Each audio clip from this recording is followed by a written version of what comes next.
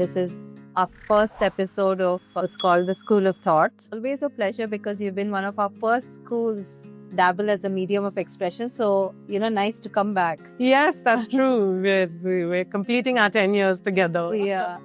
So it's been 10 years and it's a really long time, Helen. So I'm also curious, what really gave you the courage to follow your mission? I think that, and I always laugh and say this, I think it started from a space of me being a bit selfish and wanting it for my own children.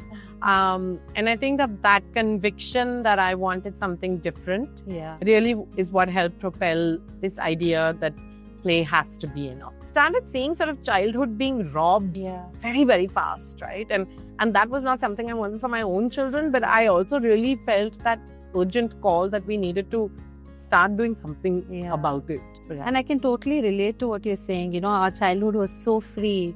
And, that's where we learned most of the things, right?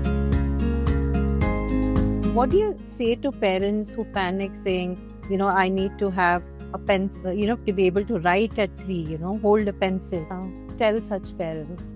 You need to move to having a lot of faith in your child, right? And trusting that your child is going to be this wonderful person and that your child will write when the time is right and, will read when the time is right. But that's a very deeply uncomfortable place for a parent to be at, right? You have to, you're submitting yourself to a 3-year-old saying you lead the way, and right? I follow, And I think that's a lot of work on the parent more than the child itself. And so we tried controlling their growth and their development by saying, now write, now copy this, show me you are capable, versus letting them show us how capable they actually are when we give them that space, right, of freedom and of expression. So I think trusting in your own child's ability and letting them lead the path is really the hardest part of parenting, but really where I think that unlock will happen.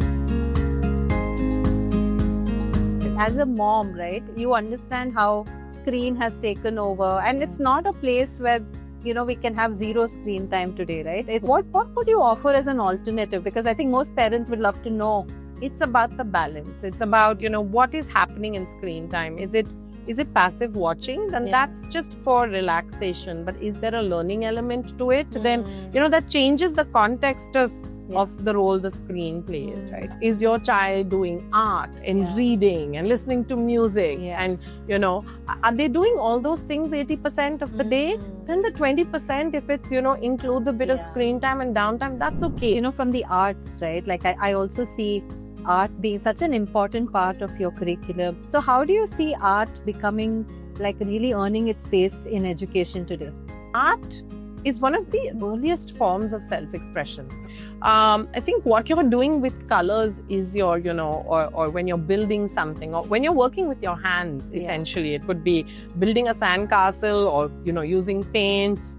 I think that's your earliest way of showing your uniqueness. Right? Children first think through their self-expression, right? The words come later. But there's so much going on that sheet. Or even when the youngest ones, they're colors that you choose, or I've seen kids in what they wear. And so I think that all feeds into this piece of self-expression and art showcasing in so many aspects first.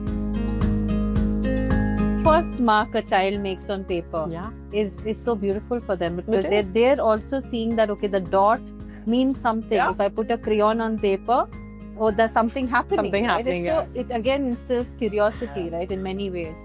And as an expressive art therapist myself, also I've seen art being a very important part of emotional expression, right? Because I introduced, emotional literacy very early to my kids.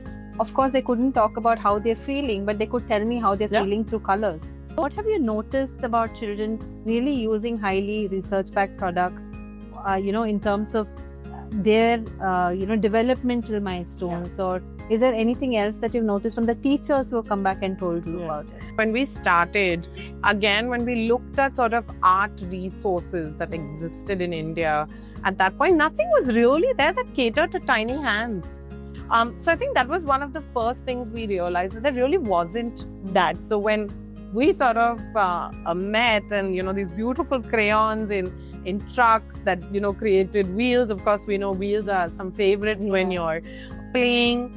I think that was one of the first things that stood out to us, because no one was really looking at the young ergonomics. Ones. The ergonomics of it, but no one was looking at the young children. I think the second thing was paint, and paint is just such a lovely medium. And we always tell our parents, please send your children in clothing you're happy is going to get probably completely ruined.